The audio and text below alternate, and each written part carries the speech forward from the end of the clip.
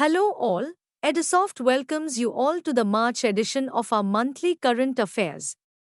Here, we will talk about all the important news of February 2024 and some quick reads along the way. Without further ado, let's begin. 1. Prime Minister Narendra Modi announced the names of 4 astronauts who were selected for ISRO's ambitious maiden manned space mission Gaganyaan on 27 February 2024. A video of the PM bestowing them with astronaut wings was also posted on Instagram. Since the news broke, people have been taking to various social media platforms to share their reactions to this update in the Gaganyaan mission, so much so that the name of the Indian Space Agency, ISRO, started trending on X. PM Modi bestowed astronaut wings to the astronauts selected for ISRO's Gaganyaan mission. A video of the ceremony was also shared on Instagram. The Indian astronauts selected for the ISRO mission are Group Captain Prasant Balakrishnan Nair, Group Captain Ajit Krishnan, Group Captain Angat Pratap, and Wing Commander Shubhanshu Shukla. 2. The Reserve Bank of India asked Paytm to close all its nodal accounts with Paytm Payments Bank latest by 29 February 2024. 197 Communications, OCL, which runs Paytm, has shifted its nodal accounts or escrow accounts to private sector lender Axis Bank on 17 February 2024. This will ensure that merchants who accept digital payments through Paytm will be able to continue doing so. Paytm said the arrangement is expected to replace the nodal account that OCL was using with Paytm Payments Bank.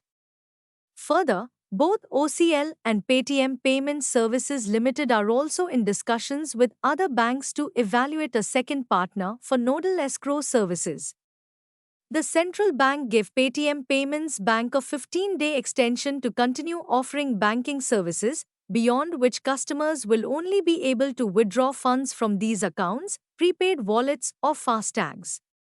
3. Prime Minister Narendra Modi on 14 February 2024 inaugurated Abu Dhabi's first Hindu stone temple, describing it as a symbol of the shared heritage of humanity and thanked the UAE for scripting a new golden chapter of human history.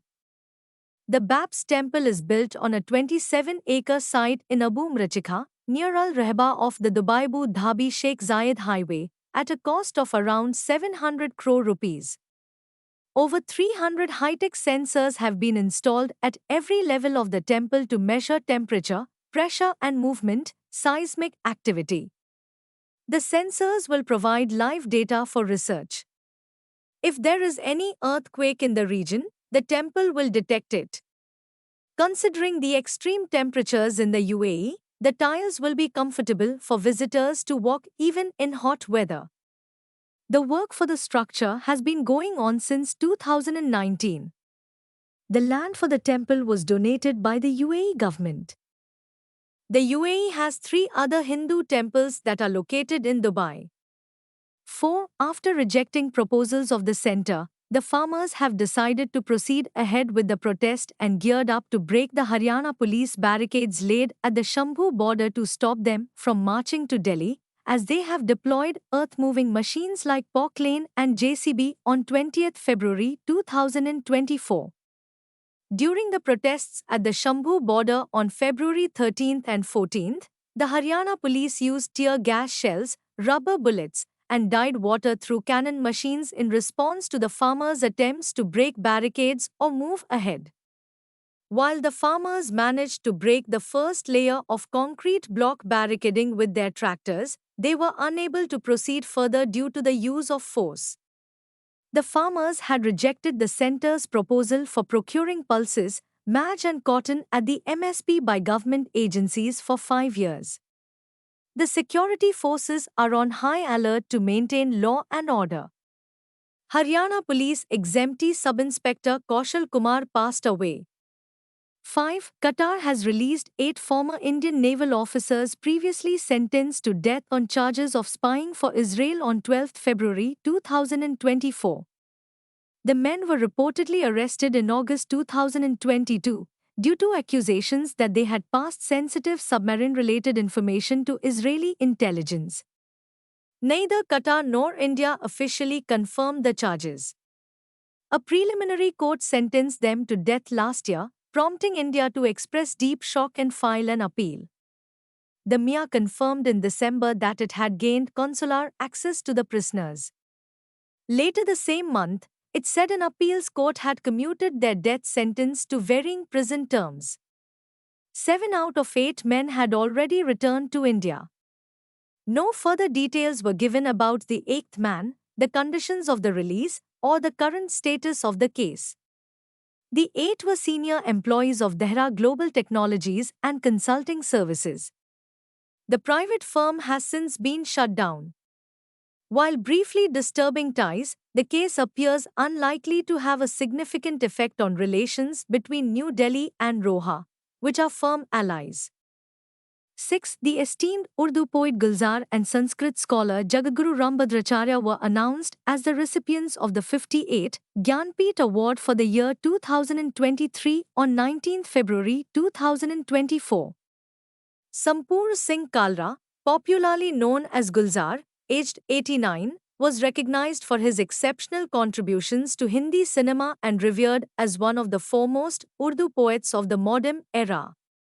Meanwhile, Rambhadracharya, aged 74, the founder and head of Tulsi Peeth in Chitrakoot, was esteemed as a Hindu spiritual leader, educator, and prolific author of over 240 books and texts, including 4 epics. Gulzar, a recipient of numerous accolades including the Sahitya Akademi Award, the Dada Saheb Phalke Award, the Padma Bhushan, and many national film awards, received another prestigious honor with this. Similarly, Rambhadracharya, who has held the esteemed position of one of the present 4 Jagadguru Ramanandacharyas of the Ramananda sect since 1982, was recognized with the Padma Vibhushan in 2015. 7. On 25 February 2024, India concluded the Archery Asia Cup in Baghdad, Iraq, with an impressive haul of 14 medals, including 9 gold, 4 silver, and 1 bronze. In the women's individual recurve event, 3-time Olympian Deepika Kumari clinched the gold medal by defeating compatriot Simranjeet Kaur with a score of 6-2. Similarly, in an All-Indian final for the men's recurve archery title, Dheeraj Bommadevara triumphed over Tarundeep Rai with a score of 7-3. India exhibited dominance across all individual events, securing top positions in both the men's and women's compound categories. Parneet Kaur outperformed Iran's Fateme Hemti with a score of 138-135 to claim the women's gold medal, while Prathamesh Jawar defeated teammate Kushal Dalal with a score of 146-144 for the men's title. In an intense final, the Indian women's recurve team secured the gold with a 5-4 victory over Uzbekistan via shootout. 8. An Indian origin student who was pursuing a doctoral degree at Purdue University in Indiana, United States, has been found dead on 5 February 2024. A report in Indiana-based journal and Courier, quoting the Warren County Coroner's Office, said that the 23-year-old Samir Kamath was found dead at a nature preserve. He was a U.S. citizen, was pursuing a doctoral degree at the Mechanical Engineering Department of Purdue University. He had graduated with a master's degree from the same department in August 2023. An autopsy was performed on 6 February 2024 afternoon. His family has been notified. Kamath is the 5 degrees Indian origin student to be killed in the US since January 2024. Neil Acharya, an Indian computer science and data science student at Purdue University in Indiana, had been reported missing by his mother. He was found dead on campus. Prior to that, Shreyas Reddy Benigeri, a student at Lindner School of Business in Cincinnati, was found dead in Ohio. 9. The pristine Gupteshwar Forest, adjacent to Gupteshwar Shiva Temple in Odisha's Koraput district, has been declared as the 4th Biodiversity Heritage Site (BHS) of the state on 12 February 2024. The site is spread over 350 hectares of demarcated area. Along with its sacred groves traditionally worshipped by the local community, the site is bestowed with a wide range of flora and fauna, the notification said. The biodiversity inventory and survey conducted by the Odisha Biodiversity Board shows the presence of at least 608 faunal species including 28 species of mammals, 188 species of birds, 18 species of amphibia, 48 species of reptiles, 45 species of pisces, 141 species of butterflies, 43 species of moths, 41 species of odonates, 30 species of spiders, 6 species of scorpion, and 20 species of lower invertebrates. Significant faunal species like mugger crocodile, Kana Valley rock gecko, sacred grove bush frog, and avifauna like black baja, Jordan's baja, Malabar trogon, common hill mine, white-bellied woodpecker, and banded bay cuckoo and others have also been documented. 10. On 11 February 2024, the Indian National Science Academy, INSA, in New Delhi unveiled the Science for Women A Technology and Innovation, Swati, portal. This launch was in honor of the International Day of Women and Girls in Science. Professor Ajay Kumar Sood, who serves as the principal scientific advisor to the Indian government, spearheaded this significant initiative with the aim of addressing the gender disparity in science and technology fields. Professor Sood highlighted the importance of the Swati portal's database in influencing policies aimed at addressing the obstacles of gender inequality. The Swati portal is an innovative project created and managed by the National Institute of Plant Genome Research, NIPGAR, in New Delhi. The project is led by Dr. Shubhra Chakraborty and aims to transform the presence of women in science, technology, engineering, mathematics, and medicine (STEM) disciplines throughout India.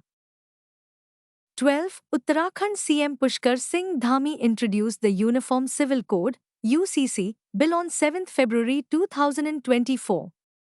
With the House nod, Uttarakhand became the first state in the country to implement a uniform civil code, which presents common law for marriage, divorce, inheritance of property, etc. The UCC bill, which will now become an act, is based on the draft submitted by a high-level committee formed by the Uttarakhand government under the chairmanship of retired Supreme Court Judge Justice Ranjana P. Desai. The Uttarakhand government has cleared that the members belonging to the scheduled tribes, SENT, community will remain out of the purview of the Uniform Civil Code. The UCC will not apply to members of any scheduled tribes within the meaning of Clause 25 of Article 366 read with Article 142 of the Constitution of India and the persons and group of persons whose customary rights are protected under Part XX of the Constitution of India. 13. The U.S. State Department has approved the potential sale of 31 armed MQ-9B Sky Guardian drones and related missile equipment to India for nearly $4 billion, the Pentagon said on 1 February 2024, years after the two countries started discussing a deal. India has long expressed interest in buying large, armed drones from the United States, but bureaucratic stumbling blocks hampered a hoped-for deal. However, an armed version for India dates back to 2018, while discussions over unarmed versions date back even further. Approval by the State Department does not mean the deal is a sure thing but demonstrates progress as the U.S. continues a campaign to coax India away from buying Russian military equipment. The State Department nod signals that the deal likely has cleared one stumbling block: approval by leaders of U.S. congressional committees. 14. PM Narendra Modi said it is great to see UPI being formally launched at the iconic Eiffel Tower at India's Republic Day celebration in Paris, France on 2 February 2024. In a social media post, Mr. Modi said it marks a significant step towards taking UPI global. He said this is a wonderful example of encouraging digital payments and fostering strong ethics. During his visit to France in July last year, Prime Minister Modi announced the agreement between India and France to use the UPI payment mechanism. He had said that it would begin from the iconic Eiffel Tower. Prime Minister Modi had said that Indian tourists in France will now be able to make payments in rupees. In a statement, the NPCI said that its arm NPCI International Payments, NIPLA, has tied up with French C-commerce and proximity payments company Lyra. This partnership has helped ensure that the UPI payment mechanism is accepted in the European country, starting with the Eiffel Tower. 15. The Indian Air Force conducted exercise Vayu Shakti 24 on 17 February 2024 at the Pokhran Air-to-Ground Range near Jaisalmer, Rajasthan. In keeping with this year's theme of the exercise, Lightning Strike from the Sky, the exercise saw the participation of 121 aircraft, including the indigenous Tejas, Prachand and Dhruv. Other participating aircraft included the Rafale, Mirage 2000, Sukhoi 30 MKI, Jaguar, Hawk, C-1301J, Chinook, Apache and Mi-17. Indigenous surface-to-air weapon systems Akash and Samar demonstrated their capability to track and shoot down an intruding aircraft. The event also included a free-fall drop by the Akash Ganga team and flare dispensing by C-130J at night. In the spirit of jointness, a tri-service band enthralled the audience with their tunes. During the display, approx. 50 tons of ordnance was dropped in a short span of 2 hours over an area of 2 sq km. The event truly showcased AIF's offensive lethality and precision targeting capability. 16 PM Modi announced Bharat Ratna awardees on 9 February 2024. Ex-Prime Minister Pamulaparthi Venkat Narasimha Rao, posthumous, a respected Telugu leader, served a full 5-year term as Prime Minister and was widely lauded for his pivotal role in introducing economic reforms. Former Prime Minister and prominent Jat leader Chaudhry Charan Singh, posthumous, hailing from western Uttar Pradesh, will be conferred with Bharat Ratna. Eminent agronomist Mankombu Sambasivan Swaminathan, posthumous, known for his significant contributions to agriculture and the welfare of farmers, Lal Krishna Advani, a Bharatiya Janata Party stalwart and former Deputy Prime Minister, has been associated with the party since its establishment in 1980, and Karpuri Thakur, posthumous, popularly known as Jan Nayak, was Bihar's former Chief Minister and a well-known socialist leader, will become the recipient of this prestigious award. 17. Justice Ritu Bahari was administered oath as the new Chief Justice of the Uttarakhand High Court on 4 February 2024 by Governor L.T. Jain, retired, Gurmit Singh at a ceremony held at Raj Bhavan. Senior government functionaries, including Chief Minister Pushkar Singh Dhami, attended the swearing-in ceremony. The centre on 2 February notified her appointment as the new Chief Justice of Uttarakhand High Court. Justice Bahari replaces former Chief Justice Vipin Sanghi, who retired on 26 October last year. After his retirement, Senior High Court Judge Manoj Kumar Tiwari was made the acting Chief Justice. In October last year, Justice Bahari was appointed as acting Chief Justice of the Punjab and Haryana High Court. On 2 November 2023, the Supreme Court Collegium recommended her appointment as the Chief Justice of Uttarakhand High Court. 18. On 26 February 2024, PM Narendra Modi marked a historic moment by laying the foundation stone for Sikkim's inaugural railway station in Rangpo, showcasing a design inspired by the state's rich cultural and architectural heritage. Forming part of the ongoing construction of a 45-kilometer rail line from Squok near Siliguri in West Bengal to Rangpo, the station will encompass 14 tunnels and 22 bridges. Operating under the Northeast Frontier Railway, the Squok-Rangpo track will facilitate trains with a capacity of 25 tons, capable of reaching speeds up to 110 kilometers per hour. Along this route, three additional stations, Riang, T Sesta, and MCLLI, will be established in West Bengal. Initially awarded to Ercon International in May 2010 with a budget of 34,084.69 crore and an initial deadline of May 2015, the project has undergone revisions, with a new completion target of December 2024 and an adjusted budget of 12,474.07 crore. And here are some quick reads of the month.